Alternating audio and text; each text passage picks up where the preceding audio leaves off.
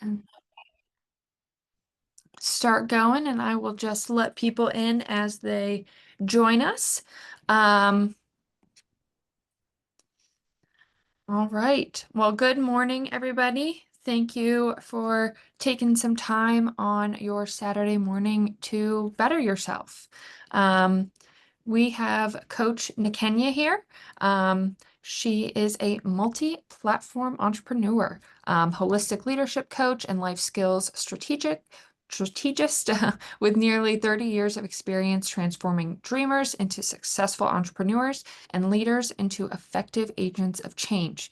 As the owner of Building Bridges Consulting, she partners with heart-centered servant leaders who have bigger than life visions to help them stop wasting time, monetize their talents, and finally create the income and lifestyle their brilliance truly deserves. Um, so we're going to get into a bunch of questions here in a second. But Nikenya, if you want to take a second and introduce yourself, kind of give us a little backstory on you and how you got into all of this, we can start there. Sure. So good morning, everyone. I'm so excited to be here. Thank you for having me, Sunshine Enterprises. This is going to be a very impactful hour. Make sure you have your notebook handy and a pen because I promise I'm going to drop you some knowledge nuggets. So if you don't already have a notebook and pen, go grab it right now. But yes, as um, was said already, I have been in business for over almost 30 years myself. I first started many, many moons ago as a wet behind the ears 19-year-old living in public housing with bad credit. I was a teenage mom. I was all of the things that statistically would mean that I should be written off. But I knew that I didn't like that at all. I didn't want my circumstances to define my future finances. So I wanted to change that. And one of the things that I have always subscribed to is being a lifelong learner. And so very early on, I started getting out, attending every type of free workshop, because that's all that I could afford, that I could find about how to fix my finances, how to start a business, how to grow myself, how to fix my mindset. So personal development and professional development were at the forefront of everything that I did. And so I attended a workshop, and as this woman was talking about what she does, I was like, wait a minute. That sounds like exactly what I've been doing for all my friends and family who call me at 2 o'clock in the morning and ask me to do random things for free. And I'm like, oh, so I could charge people for this? And found out that she was a life coach. At that time, no one was calling themselves a coach. That was a very new thing. It's not like it is now where everybody seems to be a coach and trying to get into the field because they see the dollar signs behind it. I am naturally, inherently, intrinsically a person who finds the quickest path to bridge the gap between wherever you are right now and where you need to be to get to success. And so people very early on understood that about me. I was the go-to girl on the job. I was the go-to girl amongst my friends and family. I'm literally that person that they call again at 2 o'clock in the morning, like, should I bust the windows out his car? No, girl, don't do that. That was me. So um, I started doing a little bit of research. There wasn't a lot at the time, and the internet was still very new. But I just happened to be one of the first families that did happen to have a computer at home during that time because I had an IT background, and I just so happened to have recently sued a job for sexual harassment. Well, I won't get into that. But I had a little bit of cash on hand to invest in my business. And so I bought a computer and I started doing the research, and it helped with school, of course. And so there was nothing out there. So I threw up a website because, again, I was an IT major. So that was fairly easy for me to do at the time. But I was one of the only coaches at that time who had one.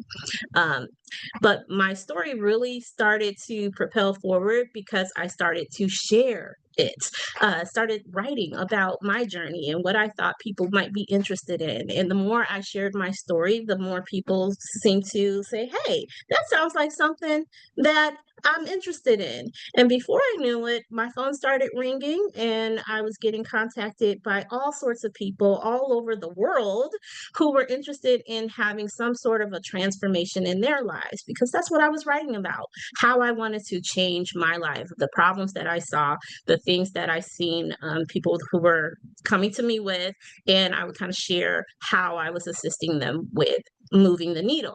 And so my story kind of grew legs and ran away from me. And I got calls from media and all sorts of things. So very early on, I started receiving success from just throwing it out there, saying, okay, I can help you. This is how I can help you. This is what we can achieve in terms of the results and the impact that could happen. And if you want to change, then let's try this out. And that was at a time when people were really thirsty for something.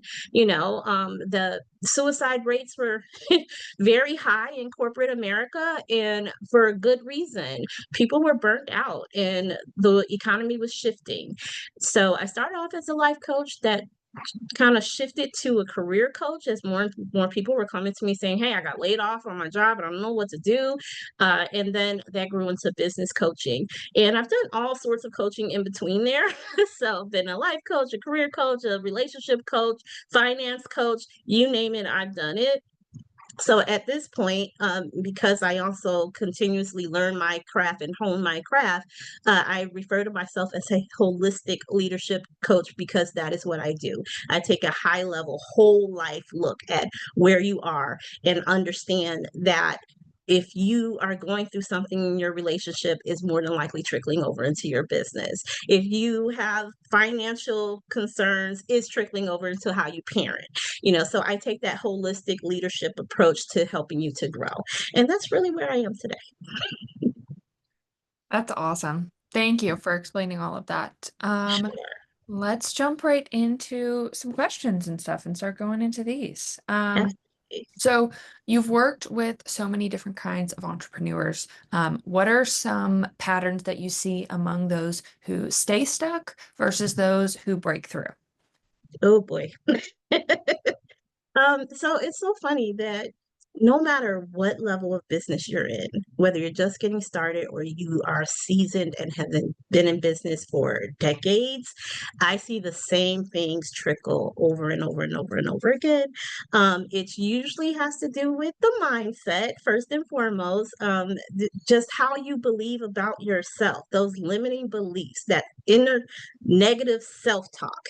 And we all do it. I even still do it sometimes, but I've just been so mired in the personal and professional development world that I can kind of talk back to myself, talk and say, hey, shut up.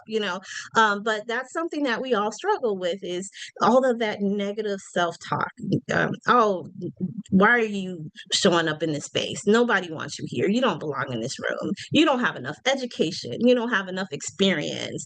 This is something new. People don't know you for that. So why are you thinking that you have the audacity to show up in this space and try to sell or share the information that you're trying to share? So that's the main thing that people I see all over and over again. But in addition to that, I would say just a lack of structure and process. Just not knowing what to do next and not knowing who to turn to or where to turn to get that information. Absolutely. Yeah. Can you break down the four P's: passion, purpose, people, and process, and how they connect to building a business that thrives? Absolutely. So this is one of my signature frameworks. So you'll hear me use the words signature framework a lot or signature offer.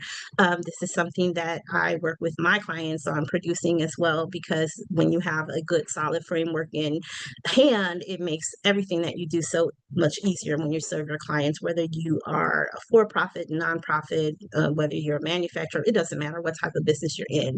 The more processes that you put in place, the better off that you are. So the four P's of profit is something that I came up with probably about 20 years ago, 15, 20 years ago, in response to what I thought was missing from the traditional P's of marketing, which if you're familiar with marketing at all, is like people, place, promotions, all of that.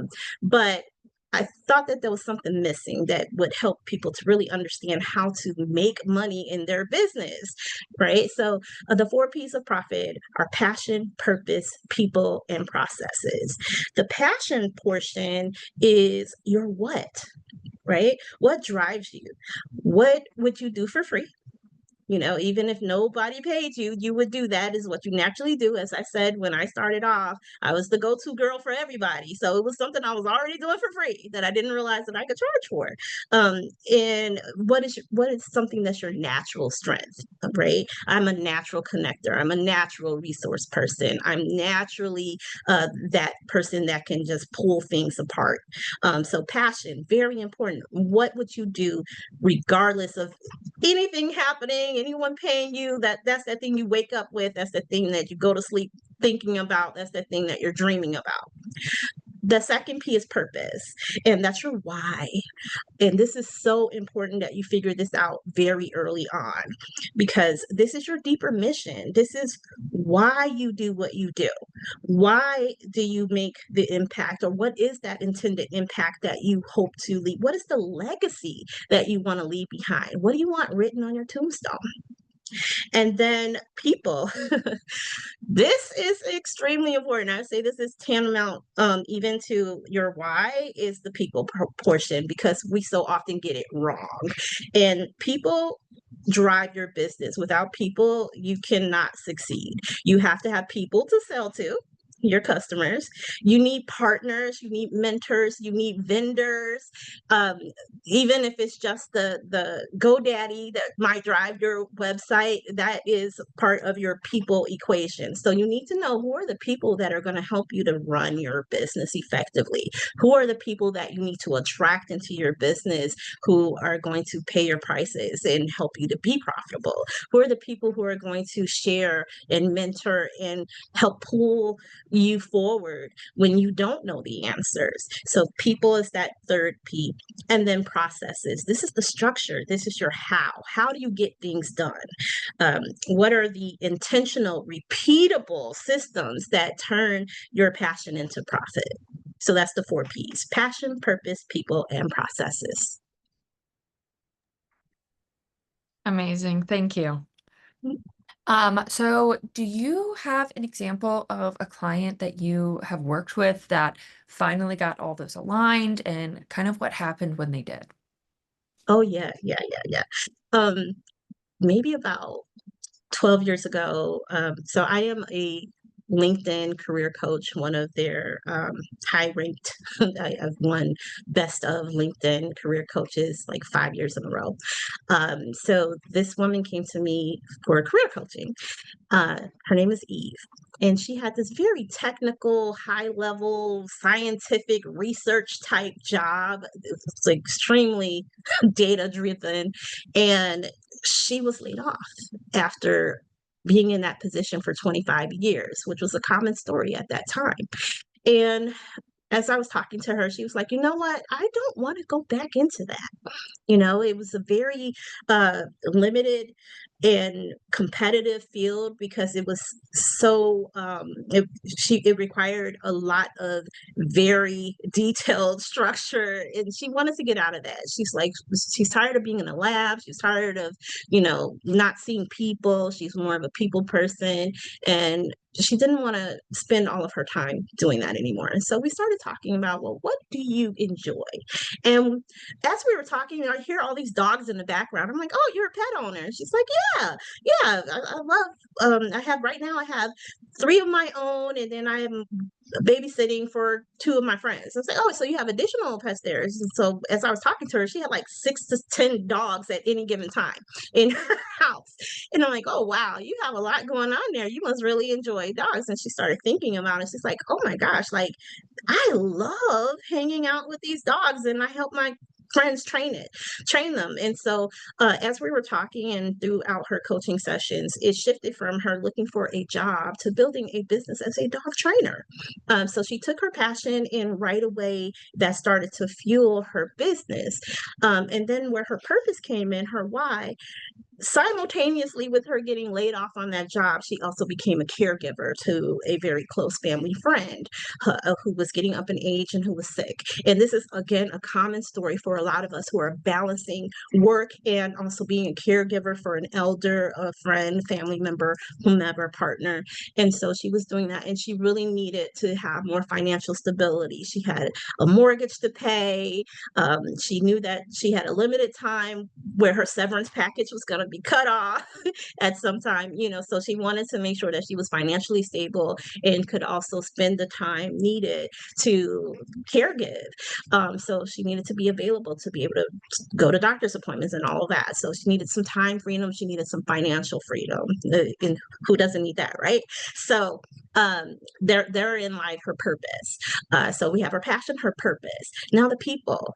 So we defined people, her customers, being dog owners who were interested in having their either new puppies trained or a problem, a pet that had a behavior issue that needed to be addressed. And what I learned through that process is that the pet's behavior was usually a result of the owner's behavior. So she was actually training the owners as much as she was training the pets. And so that was interesting for me to learn. But she learned who her customers were. And then she partnered with local veterinary clinics and Petco. And she introduced all of these different partners into her ecosystem so that she had places to go to train the pets. She had places that would refer her out. And eventually, some of those veterinary clinics had her come in-house to do standing trainings for new puppies, which a lot of people were interested in.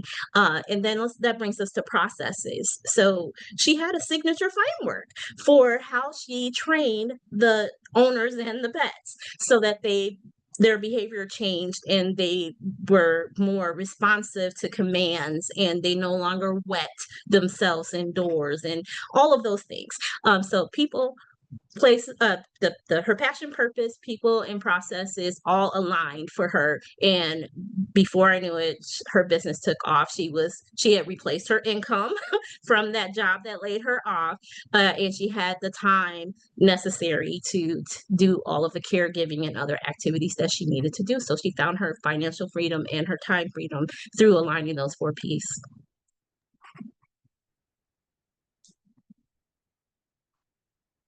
So, hey everyone, I am so sorry for running a little bit behind here. I hope you guys can forgive me. Um, just to know, Sunshine always has multiple things going on. So while we are doing our expert access, we're also doing the kickoff welcoming to our well, they're not quite alum yet, but hopefully our new alum that will be coming in really soon. So I just want to say, sorry about that. A lot of exciting things are happening, but also thank you, Sinclair, for stepping in and just, making sure that we kept the ball rolling. Really, really appreciate you. Always come through in the clutch for us. Uh, and even though I wasn't here to kind of facilitate, I was still here listening in.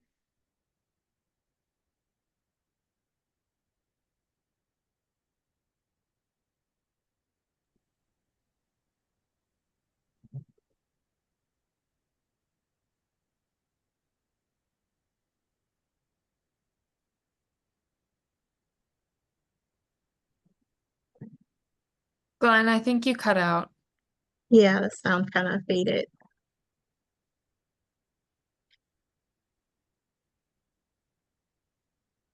We still can't hear you.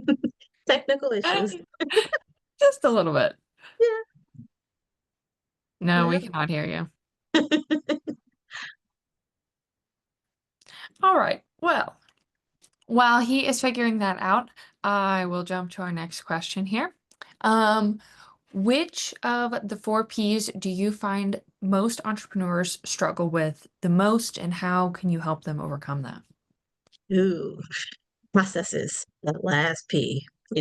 Most of us know why we get into business and we know what we're good at. We know what we're passionate about. That's not really that difficult. Sometimes in the very beginning, you struggle a little bit with figuring out your passion, but that's just because you've never been asked that question, right? And then we know why we do it. But for almost all of us, it's legacy. It's time freedom. It's financial freedom. It's all of those things. We want to leave an impact. We typically kind of have a somewhat of an idea of who we want to serve and how we want to serve them. So the people part is a little bit easier to jump in, but that process is part.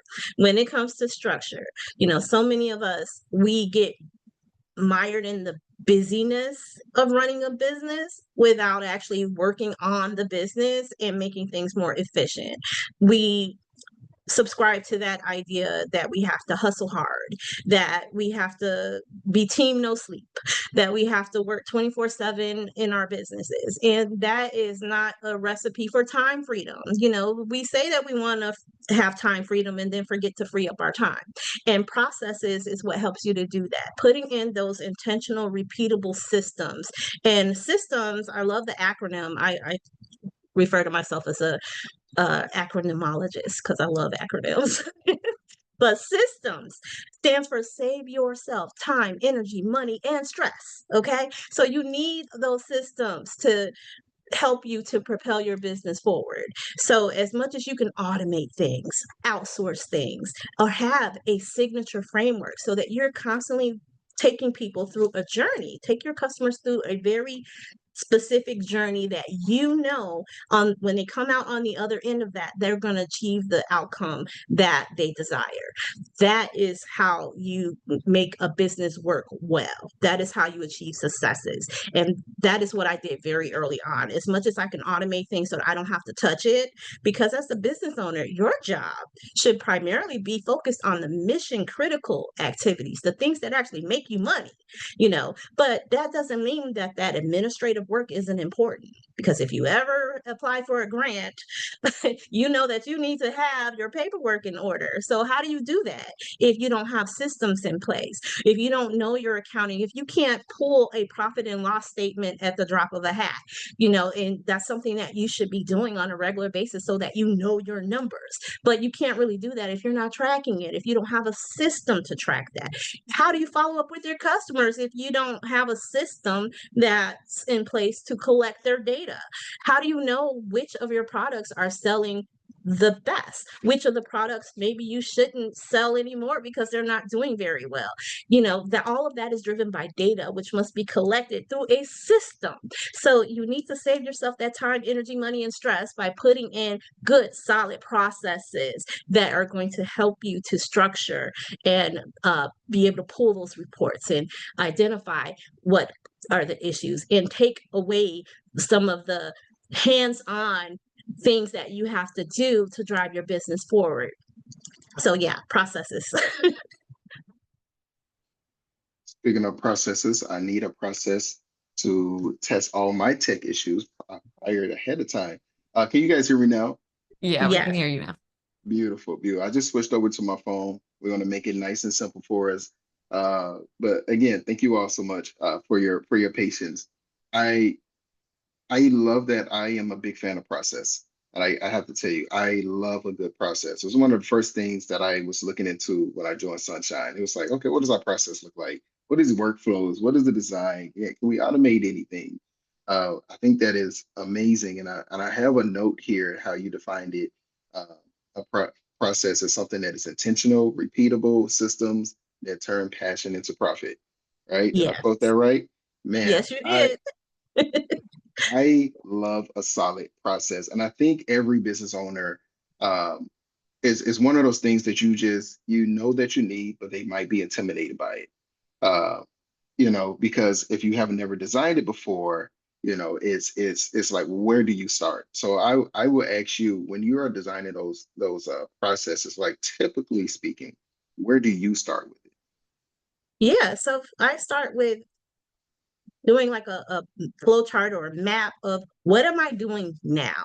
Literally take some moment to, and this is something, especially for those of you who are currently or have previously been a coachee here in Sunshine and work with me, that I say, schedule in time to work on your business. If it's an hour, 2 hours, schedule in that regular time. So first and foremost, I schedule some time for me to do this. And in that hour or 2 hours that I set aside, I'm going to write down literally everything that I do to make a certain thing happen, because everything is a process. So, what is my onboarding process for when a client comes through? What is the sales process? What is the process of when they say yes and it's time to now collect their information and set up their coaching sessions or their consulting project, or their VIP day, whatever it is that they're doing?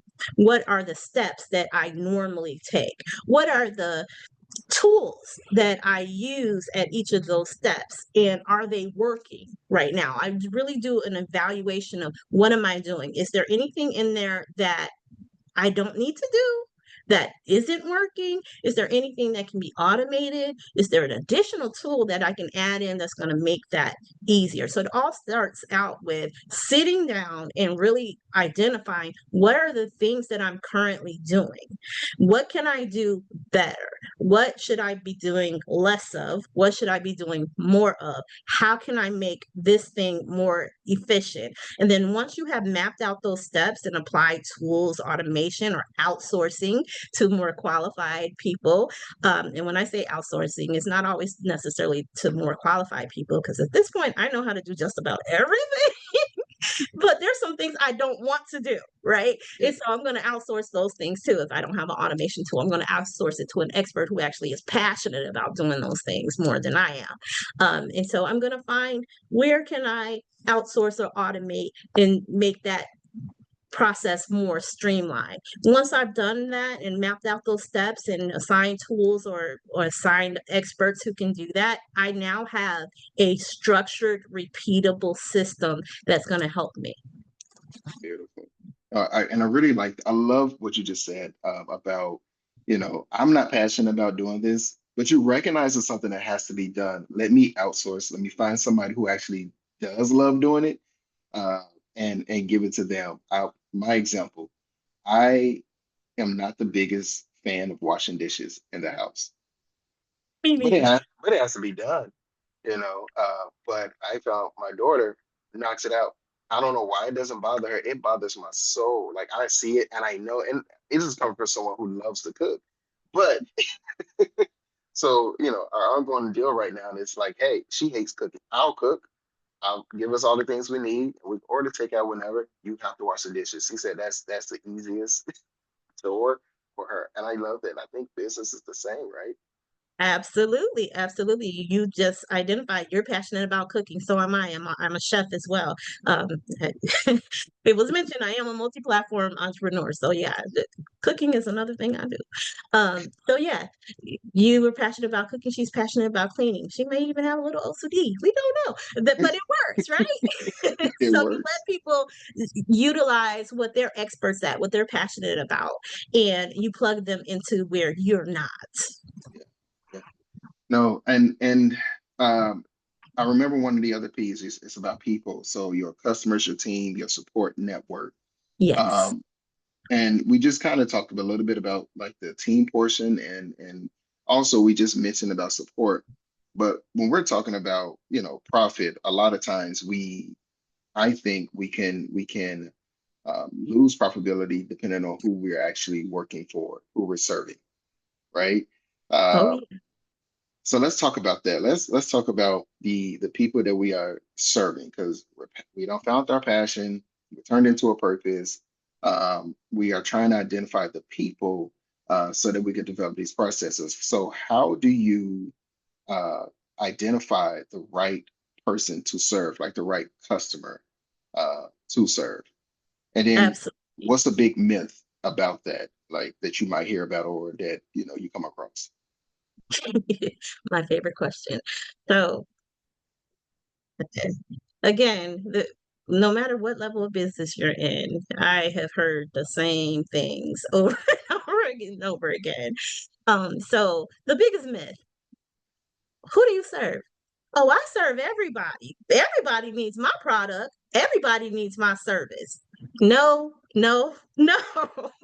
While that may be true, because everybody needs milk, but does everybody go and buy milk? No, no, no. Some people have their own cows. Some people prefer goat milk, so they don't need your cow milk.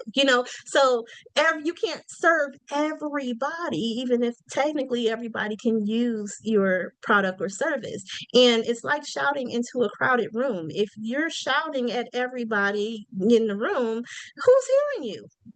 Not a single person. There are close to 9 million people walking the face of this earth. Can you serve all of them? Absolutely not. Most of us barely can think of 200 people, you know, unless you've been moving and shaking and a social butterfly, you would be hard pressed to find 200 people just at the drop of a hat that you could think about on the top of your mind. So, trying to serve everybody just doesn't work. So that's the biggest myth. You can't serve everybody. You don't have the time, the energy, the bandwidth, the capacity, etc. Okay, so that's not going to happen. So you need to find your people, the people who are going to gravitate to your passion, your purpose, the specific ways that you show up for them. And so you really have to know your people. Who are the folks who are most likely going to buy your products and services? And it starts with those who are willing and able to pay your prices. Yeah. So oftentimes when we're starting businesses, we first turn to our friends and family. No, no, no, no, no. They are usually not your target market. They're buying from you out of guilt. They're buying from you because they love you and they want to see you succeed. But I promise you, that's probably where the biggest source of your chargebacks are going to come from, Oh, especially if you are in network marketing. Yeah, they're not going to stay a subscriber. They're not, they're just as broke as you're trying not to be. So you cannot serve your friends and family. They're usually not your target market, but that's where almost all of us start. Yeah, I don't know why nobody's buying from me. Okay, I'll tell y'all a secret. I have been in business for almost 30 years. I am the author of multiple books that appear on Amazon. I've been on Good Morning America, WGN9, etc. I still have some of my friends and family ask me when I'm going to get a real job. Okay, number one. And let me tell you how many have purchased a book from me, a little $10 book. You ready? Goose egg. you know what?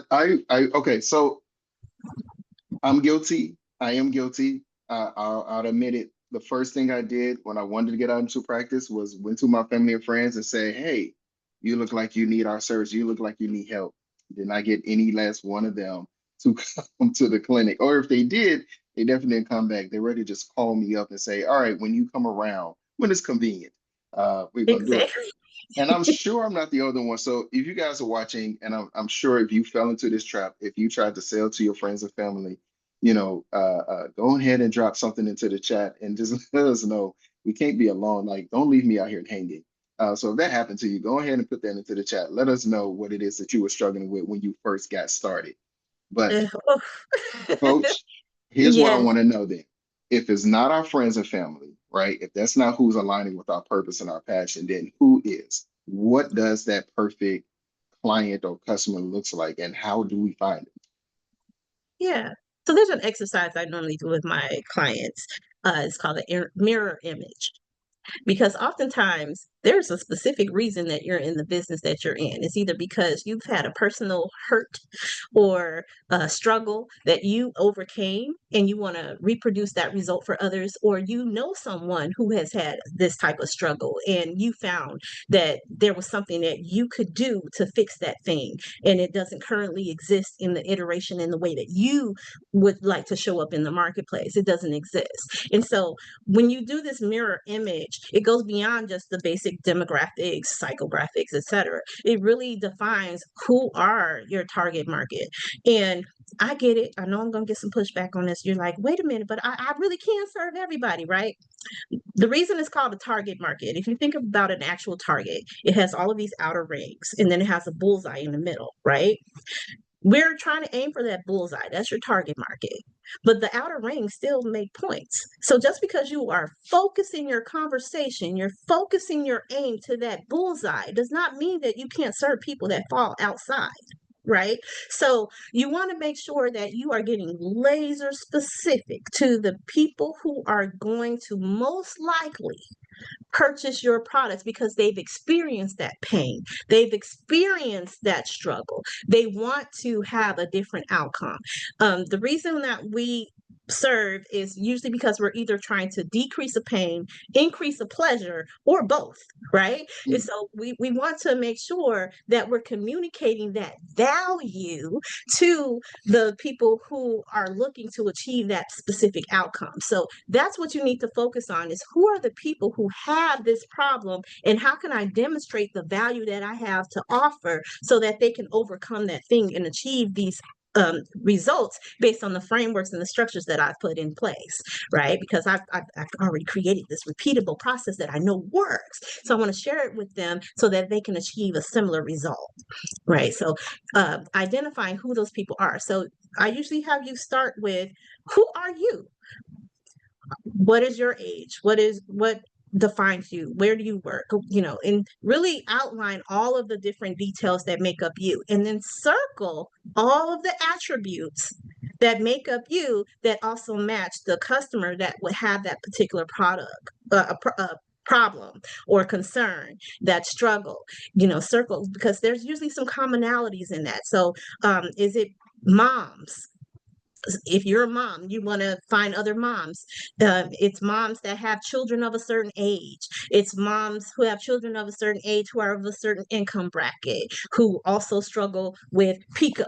You want to really define who those people are, because that's also going to inform the language that you use to communicate them.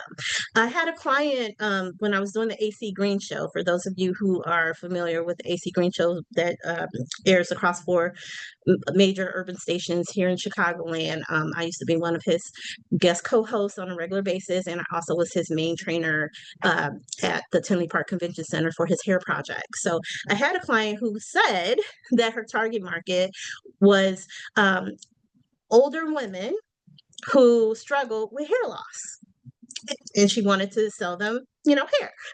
But all of the images that she was marketing with were like young, 20, 30, makeup, glamorous.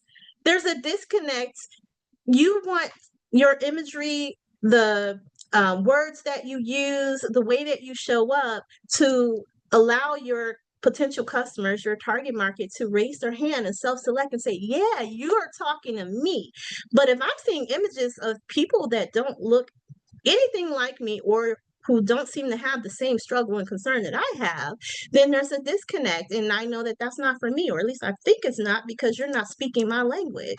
And so the more that you can define who exactly you're speaking to, then you know exactly the type of language, the images, and the way that you need to show up that's going to draw them in, because you want to make it easy. Sales is so much easier than we make it, but it starts with knowing who you are actually talking to. Again, if you're yelling in that crowded room, no one can hear you. But if you are laser focused on that one person in that room, you can beeline directly to them, get close to them, and whisper in their ear, and now they know exactly who you're talking to.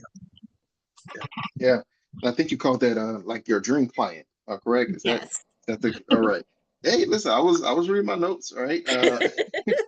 Dream client, yeah, it's the one that you know is willing and able to pay your prices, and that comes with really understanding who they are. And again, that's usually not your friends and family who are just as broke as you're trying not to be.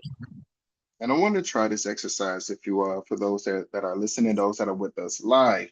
If you have an idea who your dream client, this is when they talk about who's the demographic. So the demographic is, what's the ethnicity of them, what's their age, what sex they are, ideally where would they live, what's the education level, that's the demographic. And then, once you understand that, they have the what is the psychographic, if I'm correct. You Psychographics, know, all of the mental, what's their buying behaviors? Are they an right. online shopper, or do they prefer to be in a brick and mortar? There are people that still would prefer to touch. If there's a difference between those who want to read a physical book versus those who want to read an ebook. So you have to really know who your client is, because that matters in how you serve them, and also in how you communicate value.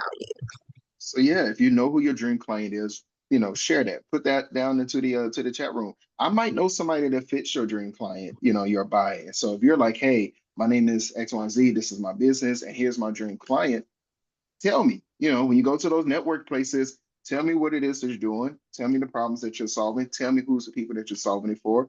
I can share that with other people. We all have a certain network. So I think that is like beautiful that you help entrepreneurs and business owners really define that in a better way that suits them. And I Yeah. mean, we I see why you told me this before. We could spend all day with just the 4 Ps Oh, because yeah. there's so much value, in that. And talking about, pricing, like how to set your pricing, and develop the mind shift for it, which I do. I want to touch on this point, because you said that mindset is one of the biggest obstacles for entrepreneurs, right? Yes. So can you speak more about that? What is this mindset shift, or this mindset that affects uh, entrepreneurs, or the people that you have served? Like, how does that affect them? Yeah. So it almost always shows up in the pricing. Um, you- Honestly, the number one thing that I help my clients do, usually within the first month of working with them, is increase their prices. And I mean, that's across the board. Everyone is undercharging. And it has to do with how you think your customer is showing up. Um, that lack of data, that lack of belief, and then the limiting beliefs in yourself. Y'all, value is imaginary. You make it up. It's based on belief. Okay. So think about how many of you shopped or have ever shopped at Gap, Old Navy, Banana Republic? Anybody? I'm Gap, gonna Old raise my Navy, hand for that. Banana Republic, right? Y'all know that's the same company, right? They're all Gap Inc. Okay. But if you go into Old Navy, you're kind of expecting there's going to be a little bit budget, you know, friendly. It's going to be lower prices. You can go into Gap, it's going to be a little bit trendier. You expect to spend a little bit more. And then if you go to Banana Republic, you're expecting it's more of a premium offer, right? They're the same doggone clothes. Same clothes. Same Slightly pair of different jeans. styles. Same Same clothes. thing. Okay. But your belief in the value of those clothes shifts because of the way that that company has communicated in its marketing messaging, right? So we believe Old Navy is more discount. We believe that Gap is slightly trendier, and we believe that Banana Republic is a premium offer. So we pay the higher prices. Like that same $300 merino sweater at Banana Republic will be discounted at Gap 2 weeks later for $49. Y'all stop playing. Value is imaginary. So it's your job to price based on the value that you believe you offer to your client. And you have to have a belief in that value yourself. And part of the reason that most of us undercharge because we're not willing to pay that for somebody else. We're not willing to pay that ourselves. So you can't charge $500 if you believe that what you're offering is only going to be $50. And if you believe that what you're offering, you wouldn't buy that same thing from somebody else. So even if you decide that you're going to charge $500 for that thing, because you yourself don't believe in paying that to someone else, it's going to be a disconnect. There's going to be a cognitive dissonance there. And your customers can feel that. It comes across disingenuous. And so since you don't believe it, they don't believe it either. And it comes across in your marketing, comes across in your messaging, comes across in your conversations with them. And they're like, yeah, I ain't buying it. It ain't worth it. Because you don't believe it. Now, if you understand the marketplace, if you understand value and you understand that it is imaginary and made up and based on belief, and you understand who your customers are and how they think and what their psychographics and demographics and all of that is, you can now create messaging that ties who that customer is to how you plan to create value through your offers. What is the impact that they desire? And what is that impact worth to them? And that's where your pricing should lie. And within that, you need to be able to pay yourself. So let's start there, because so many of us come into the business thinking that, well, I'm just gonna charge this because I don't think that people are going to pay my prices. And so I just want people to come in and be able to try it. And I'm new and I don't have any background or experience in this, and I don't have any education or certifications and whatever. You know, college degrees only mean that you were able to complete a process. It doesn't mean that you're smart. Okay, so let's make sure that we don't use a lack of education and certifications as a reason that we're not charging the value, the true value of what our offers are creating and the impact that it's creating in the lives of those who we serve. If you know that you can make an impact, then charge accordingly to the value that you're bringing into that person's life, and charge so that it's paying you and help you to create that time freedom and financial freedom, etc., that you claim that you got into business for. And let's go back another step, because if you are undercharging and not paying yourself and trying to compete on price, that's just silly, because you're a small business. You can't compete on price. You can't purchase at the same level in bulk as someone bigger who can discount their prices, like Walmart and Costco, who purchases major amounts. Typically, we have to do small orders as small businesses. So how can you then compete on price? And it's not your job to know what's in your customers' pockets. We always buy exactly what we want, not necessarily what we need. Think about it. I don't even got to think about it that much. I do remember these long lines when the new Jordans came out. I promise you, I remember it. I was in them, Exactly. And even though I'm meanwhile, not a there's big fan. nothing in your refrigerator and you in line for Jordans. Stop. Just a pack of noodles. But you know, you gotta look fly. The imaginary value of looking good with a good pair of Jordans is insane. That part. Um, but you know what? I think, and I can tell right now that a lot of people listening, they are really feeling this point of value, because it is that portion really does hold us all back, doesn't it? Yeah. It's not just the value of prices, but it seems to be a internal value. So you're kind of, communicating what your actual value is to others based upon the prices that you're making. Yeah. Um, Out of, what is it? Is it like a fear that you would you say? Is Oh, it it's a it's fear definitely response? based in fear. Yeah, it's like, oh, I don't think that I have enough. I'm not enough to create this value for someone else. They're not going to believe it. I'm not enough. That is all about you. That is nothing about your customer. You know, Exactly. the reason that, okay, let me just stop. I'm a Leo, y'all.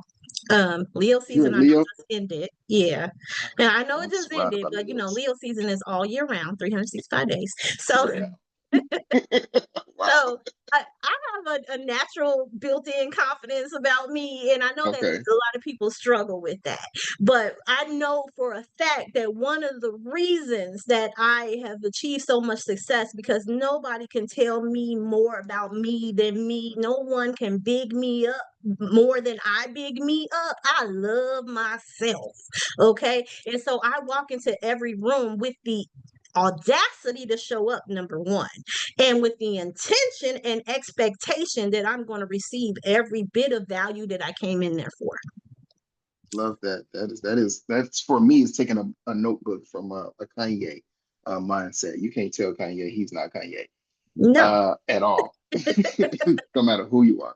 Yeah, so Um, you got to know your product, you got to know your value, you got to know your customer and know how you show up for them, and then just show you up and show out. you might have some more Leos in the house. You guys are everywhere. You guys are everywhere. Um, So I got my note here that value is imaginary, is based off belief, perception, and positioning. So I want to make Yes. sure I keep and hold on to that. And I just want to do another note, because I know we got started slightly behind, and we're coming towards the top of the hour, and just want to get permission if we can push like 10 or 15, if you are do you have a hard stop? Because I know we have, like, we're getting into this next segment.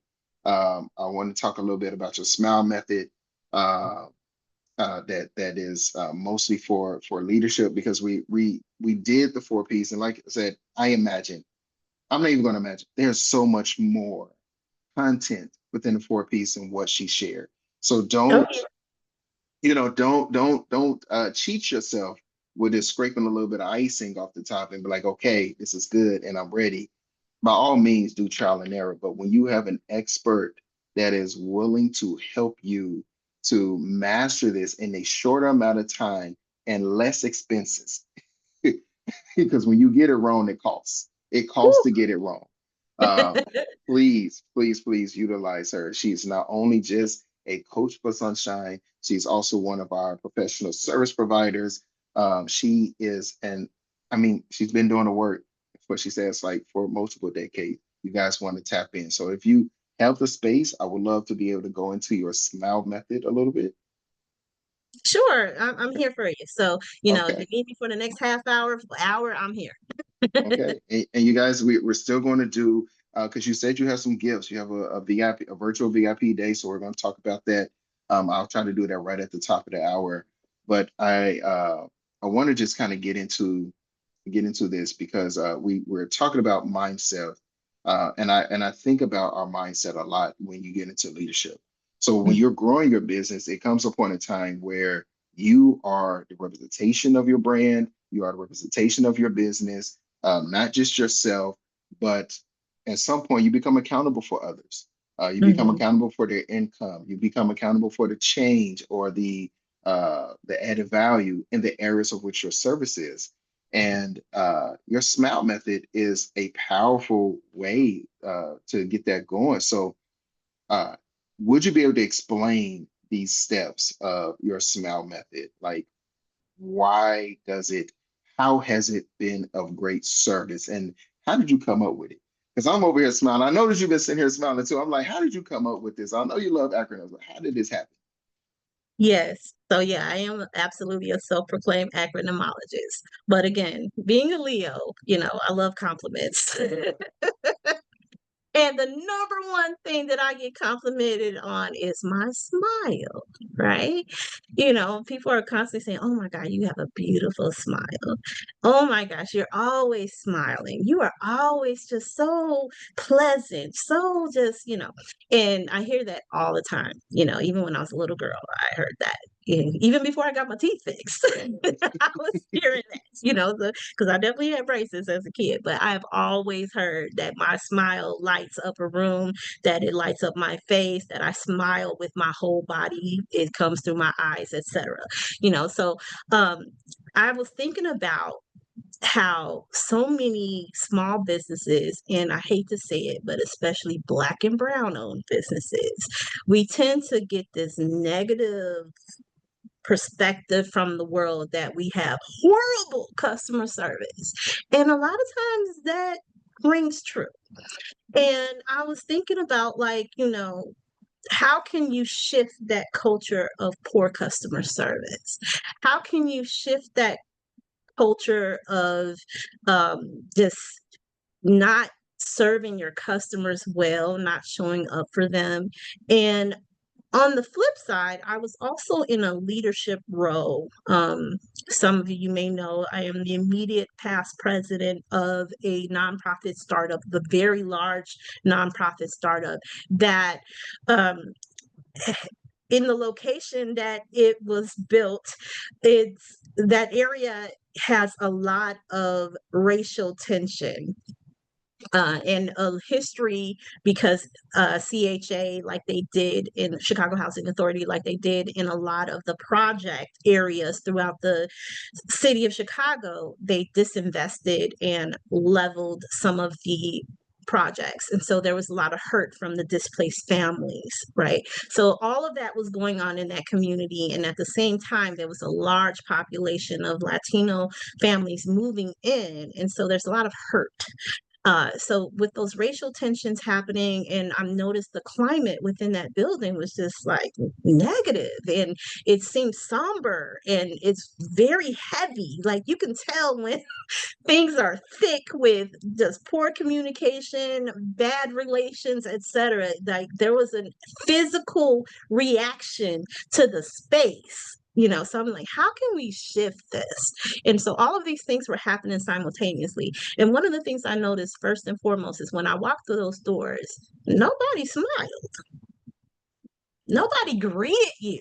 Like, this is basic human interaction. When you meet someone, when you happen upon someone, you smile at them or give them a head nod or say hello, right? And when we walk into stores and we have bad customer service, a lot of times it's because of that lack of acknowledgement. That lack of acknowledgement makes you feel small. It makes you feel invisible. It makes you feel not cared for, right? You don't care that I just walked through this door? How many of us have walked into an establishment and felt ignored and made you want to just walk back out? Like, why am I spending my money here? You don't even care that I walked through the door. You don't even care. I know that you might be busy. You could at least acknowledge that I'm here, right? And so as I was thinking about that, that acronymologist, so I started thinking about smile. And so the steps of smile, the S stands for say hello, right? Greet somebody. That immediate acknowledgement is extremely important. It makes people feel seen. And then the M stands for make room at the table, right? Because it's one thing to get into the door, but can I get some space here? Do I belong here? You want to make people feel included. So you want to ensure that there's some room at the table for them. So you're going to not just greet them, not just acknowledge them by saying hello, but you also want to move over and say, hey, come on, sit down, welcome them in. Make them feel like they belong, make them feel welcome. And then I is invite everyone. And yeah, that's a little bit different from make room at the table, because you can move over, but once you sit down, do they still feel like they're supposed to be there, right? And so you want to invite everyone, no matter who they are, because the more inclusive we are, the more diverse voices come to the table, the more information that you have, right? No person is an island. We all need someone. We all need people to grow our businesses. And two heads are better than one. Three heads are better than two, because you're drawing from their experience, their expertise, their unique perspectives, and that allows you to see different angles of a problem that you might have blind spots to. So you want to invite everyone so you can get the benefit of hearing those different voices and hearing those different perspectives, so that you can be more informed and make better decisions as a leader, because you're drawing from more data, right? The L is for listen. Listen actively and attentively. You want to be present and make sure that those voices are heard, because what good is inviting everyone if you're not going to listen to them, right? You want to have the understanding of where they're coming from, so that you can truly see the problems and the concerns from every angle and address them effectively. You want to listen, not to reply, not to just wait for your turn in the conversation. You want to really listen to hear and understand. And then that E is for empower contribution, because you want people to feel like this is a safe space for them to be able to share and contribute. So you want to empower that contribution, give them recognition, make sure that they have credit for what they are contributing, make sure that they feel like they're having ownership in it. Change only happens when there's buy-in, right? And the way you get that buy-in is by giving people ownership of the solutions, helping them be part of the solution, not part of the problem, right? You want everyone to feel like they are being resourceful and making an impact too. So smile, starting with the smile, it's say hello, make room at that table, invite everyone, listen to understand, and then empower their contribution. That's the smile method. And that is also my latest book that is available on Amazon. Yes, come on now. Plug. Let's get these out there. I love the plug. So let me ask this then. The smile method. So you created this off of observations. Yeah. And like I say, I have myself, I've seen it, I've witnessed this. And I'm sure if you guys are watching and listening, you can put into the chat as well. Have you seen this where you go into a company, an organization, whatever, for service, whether if it's a restaurant or if you go into a store and nobody greets you? and you're standing there for minutes waiting for somebody just to acknowledge you so that you can get help or services.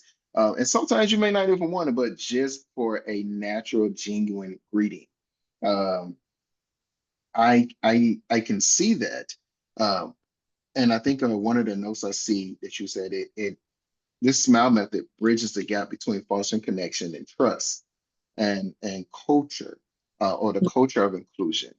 Uh, so my question for you is this: now that I've framed this, uh, how have you noticed that this method shifted the culture? So for those who have implemented, how have you noticed that it's impacted or shifted the culture?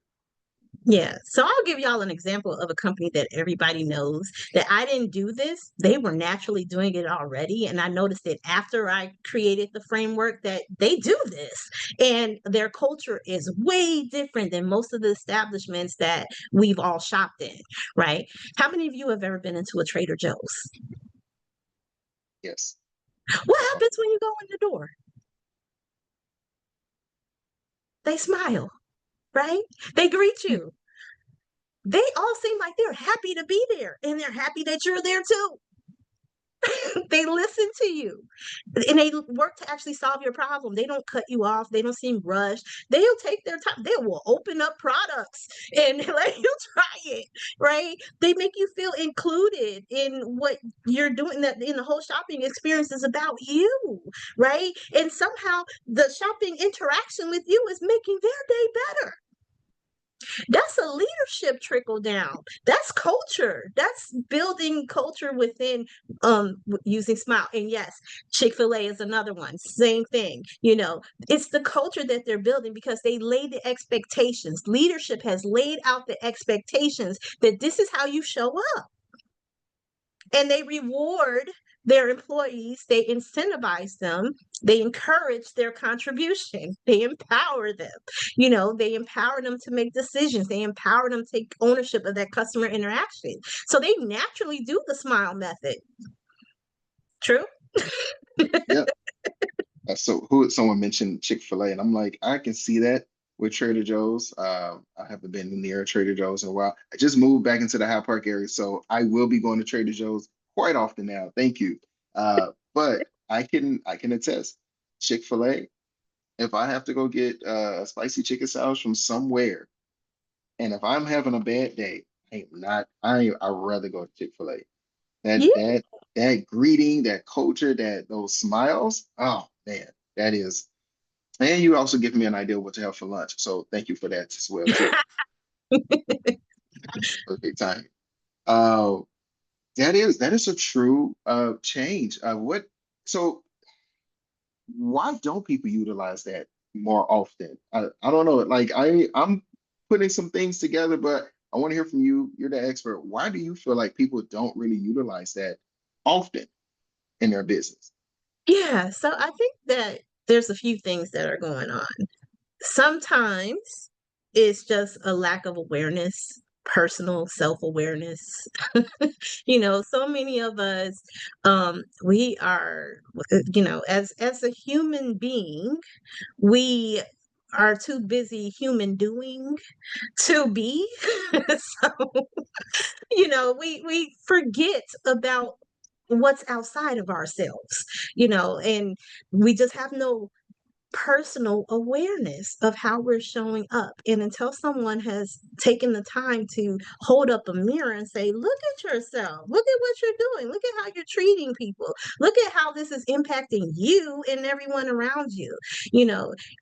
And then, secondly, so many of us get into business having had a business class in college, and business classes teaches you how to manage people and run a business for someone else. It doesn't teach you how to run a business for yourself. So we often get promoted into managerial and leadership positions because we did our job well. That doesn't mean we can manage people well, right? And so leadership starts from within. If you don't lead yourself well, if you don't master your own time, your own communications, if you don't love yourself, how does that really translate in managing other people and guiding them to be effective in their jobs. When you are not an effective communicator, you have negative self-talk, you haven't done the work on yourself. It starts there with that you're not leading yourself effectively, so you can't really lead others. So you have to do the work internally. Personal development is just as important as professional development.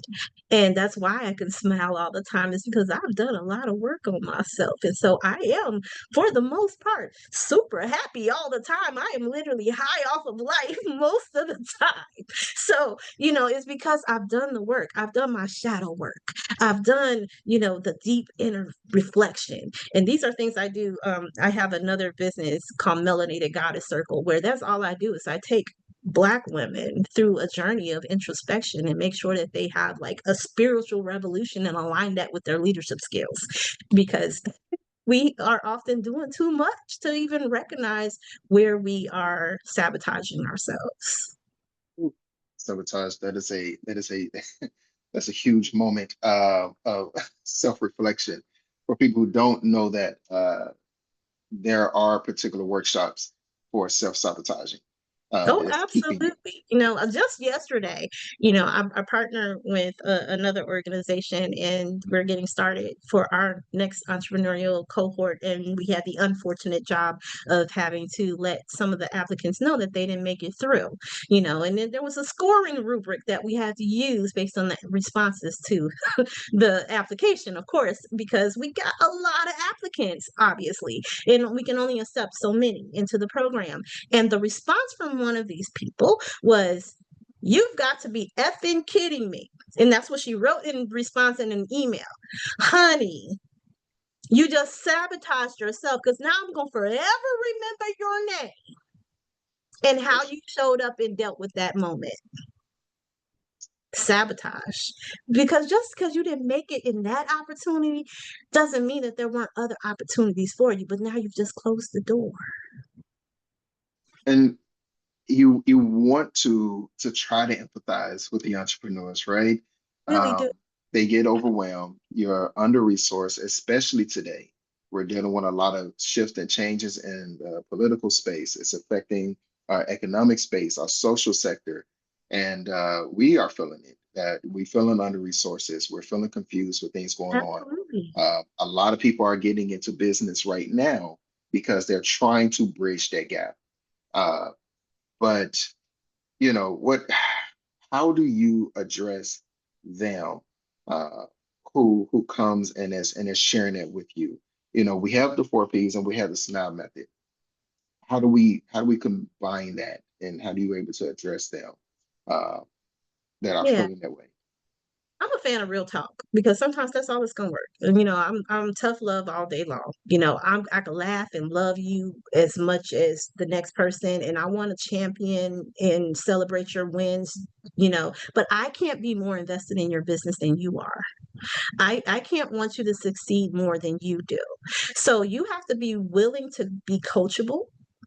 You have to be willing to change. You have to be willing to listen and accept constructive feedback, because if I'm telling you something, and and I'm getting paid to do it, number one. So I succeed when you succeed. Like, that's literally how my business works. My success is a result of your success. I am a transformational leadership coach.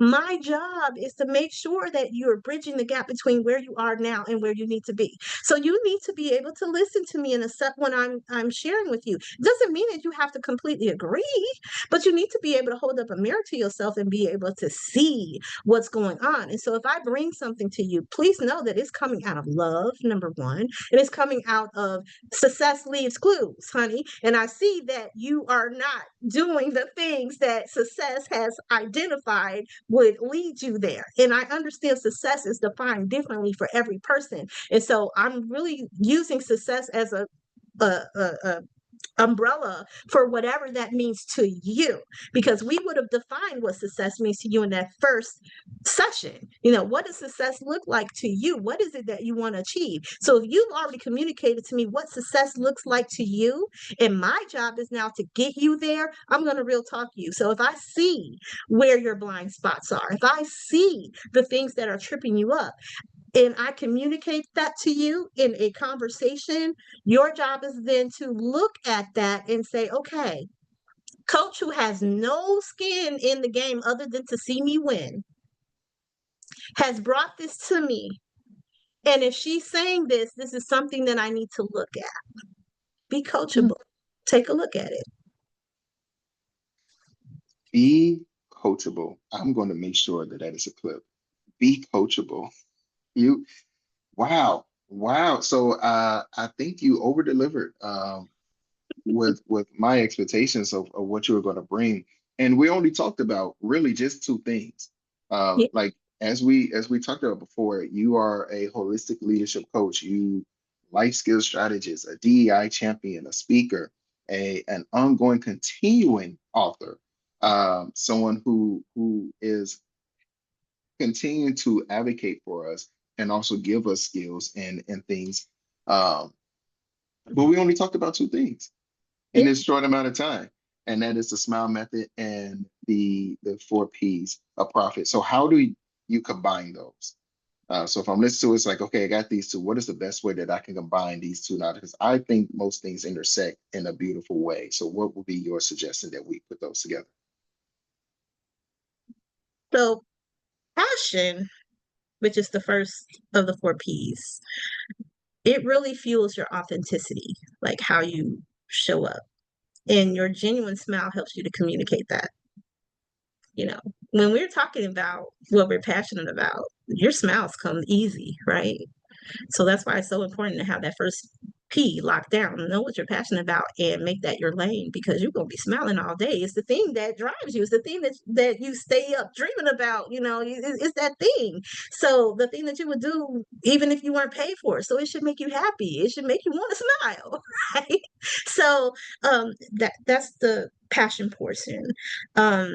In terms of your purpose, it really aligns with making room and inviting others, you know, um, because the reason that you're doing whatever you're doing is because you're hoping to make an impact and leave a legacy. And who are you doing that for? Right? That brings us to the people. People thrive when they're acknowledged. People like to feel listened to and like they matter. So you want to make sure that your customers feel like they matter. You want to make sure that those who you work with feel like they matter.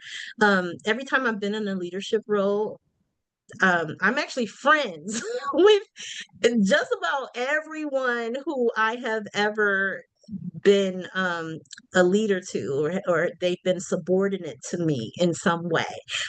We're friends, and they will tell you that I am the best boss that they've ever had. I just had a birthday brunch not that long ago, because again, Leo season just ended. And three of my former employees and interns showed up and brought me some amazing gifts. And I haven't even seen them in like 15 years. And they came and showed up for me, because I make sure that people feel like they're valuable to whatever we're doing, the work that we are creating, the impact. And I make sure that they know their part in it, and I trust them and empower them to make decisions and take ownership. And so that's where that people and inviting everyone to the table and making sure that you're empowering them to make contributions. And then as far as processes go, in the last P, that helps to just um, strengthen the collaboration, which is built on trust. And you can only get that when you're being inclusive and people understand their role is valuable so that they can plug into your processes. And when you have a need to tap into their passion and their expertise, they can utilize it within your processes to make your business more streamlined. So that's how they work together. That's great. That's great. And being that you have these books and you have these availabilities for someone to coach with you, like the one-on-ones, uh, VIP days and those things in nature. Can you share about that? A little bit more about that? Like, what was it that we were possibly gifting to a lucky listener today? Yeah, so I do a VIP day, which is separate than my regular coaching. So I do offer a standard coaching program that's similar to what Sunshine offers with 90 days, but most of you that come through Sunshine Enterprises, it's definitely uh, a lot less, a lot more pocket friendly if you do it through Sunshine than if you do it through me, because I know my value. So yeah, you're gonna be paying a bit. But my VIP day is where if you are a busy person, which most of us are, and you have a project that needs to get done like yesterday, and you don't really know all of the ins and outs of what needs to be done, but you know that it needs to be done, you can set aside this one day, and it's a working day where you and I, and sometimes I invite some of my colleagues along to assist depending on what your needs are, who may have expertise in certain areas that I find would help you to propel the project to completion even faster. And we do this in one day. It's usually a virtual day. So it's broken up into 2 or 3 segments, usually 3 segments, so that you have a couple of breaks in between. You can do your meals, your potty breaks, all of the things, and live life as you need. But this is a working day where we hands on walk through that thing, whatever it is, and make sure that it is done by the time you leave that VIP day. And so, types of projects that I normally do for VIP days might be like get your website done, or complete a social media campaign and get it automated and scheduled, or create your email campaign, or maybe it's identifying where you're missing $10,000, that because most of us can easily make $10,000 within 90 days or less if we just did a few things. So sometimes it's just identifying what is that thing that you're missing, and then creating that action plan around it, and then building out that strategic action plan for the next 90 days. So by the end of that 90 days, you get that $10,000. So these are the types of things that we do VIP days for. They can happen either individually where you pick the project, or I can guide a group through a specific project that I picked.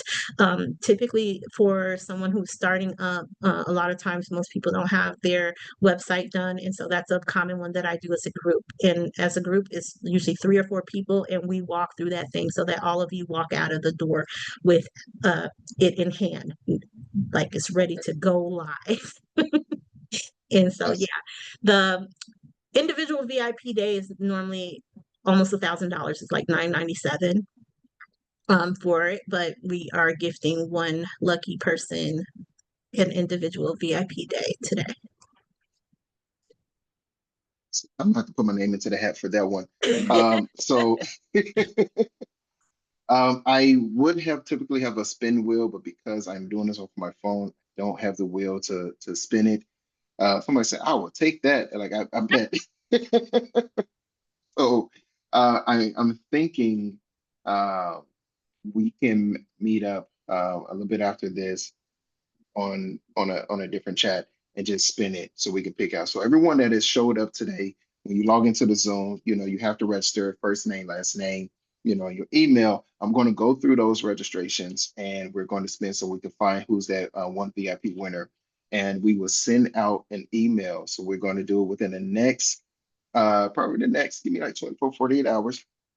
I'm gonna send out an email, and if the video, so some of the recaps from this is together, I'll make sure to get that out with you. Niquenya, I have to say, I look forward to speaking with you again, because again, I know that there's a lot more where we can like really dive deeper into, and perhaps maybe collaborate on an upcoming workshop. I love the idea of having a holistic leadership coach. Um, and I know that there's just other areas, especially right now, that we can really dive into to kind of help the rest of our entrepreneur spaces to elevate. So what are, in our final, 2 minutes, what are some actionable steps, some walkaways that people that are listening, that are watching or watching the recording, because I will put this up on YouTube so you guys will be able to find those as well. What are some actionable steps that they can take this week? Something that they can do to get them a little bit closer to being profitable and a little bit closer to finding their peace throughout this journey. I'll say the hardest part is to start. So if you're sitting on something, your next big idea, you know, don't wait. Literally start today. Your brilliance deserves to be profitable. So, and I don't care what type of business it is, what type of idea it is, if it's a nonprofit, guess what? Nonprofits have to make money. Okay. I Real don't care true. if it's spiritual business. Your spiritual gifts were gifted to you in order to sustain you. If you are someone who subscribes to spirituality and whatnot, and I hear this a lot of times from my spiritual entrepreneurs, oh no, I don't feel comfortable charging for that because, um, you were told that you could have everything that you want because abundance is your birthright. And how do you get that abundance if you're not willing to use your gifts to achieve it? Charge, charge, and charge your value, your true value. Know what that is. And it starts with you knowing and believing that in yourself. So do the hard work on yourself, know your value, and communicate that to your target market and start today. Today. That means as soon as you get off of here, go get it done. And when you watch this, as soon as you watch this clip, go get it done.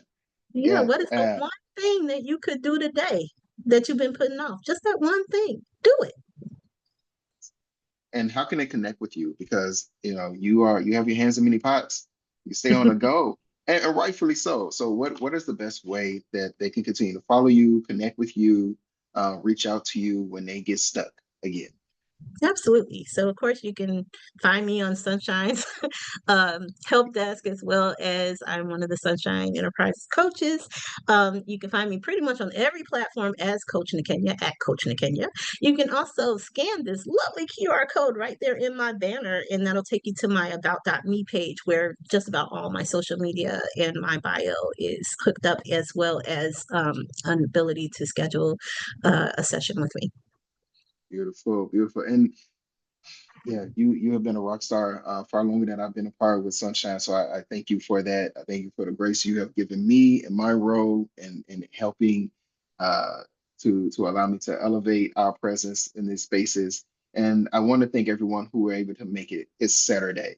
Now I'll come with the mindset that I work every single day, but it's really great to see other entrepreneurs who come here and go to work. They don't just stick to the 5 to Friday Monday to Friday thing, the 5 to 9 type of lifestyle. You guys are like, we're doing this every single day. And if I'm not working in my business, I'm working on my business. And if I'm not working on business, I'm working on myself. And I'd love to see that you guys are doing that as well. We have another one that's coming up next month. We're going to be talking about a little bit of marketing, but I also have a surprise is that we have a sales workshop. It's limited to 25 seats, and we're already halfway through. So I hope you guys have been paying attention to the emails. Like I said, we're almost through. I'm probably going to do another email push, and that sales workshop is going to be packed. It's in person, and I'm looking forward for us having more meet and greets in person as well. Uh, thank you. Thank you again. These are great takeaways.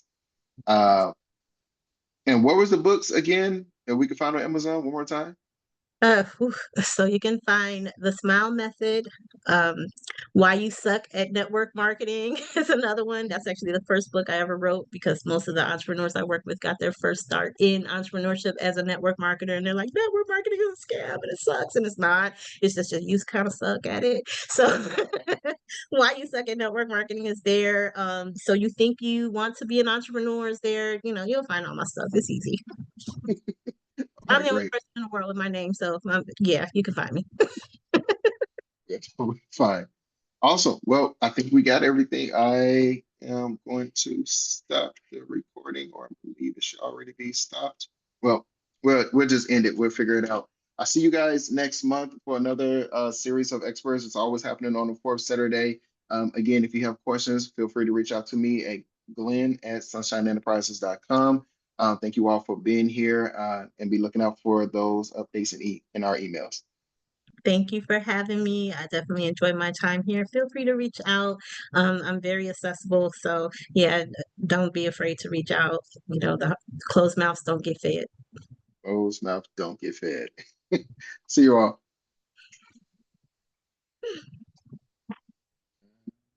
No, no, oh wait.